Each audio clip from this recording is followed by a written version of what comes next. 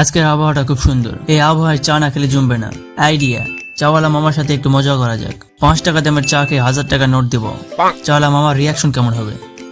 তো চলুন, আমি চায়ের টঙ্গে চলে আসছি। চা খাওয়া শেষ, এখন টাকা দেব। সবাই চুপ, রিয়াকশন কেমন হবে দেখার পালা। আমি নোটটা বের করলাম, চাওয়ালা মামাকে দিলাম।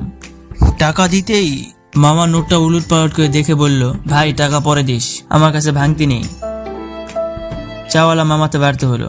টং থেকে বের হয়ে আমি এদিক ওদিক টাকা দিয়ে দেখি একটা 12 ভাজার দোকান। ওনাকে দিয়ে প্র্যাঙ্কটা শেষ করা যাক। আমি কাকাকে 10 টাকার 12 ভাজা দিতে বললাম।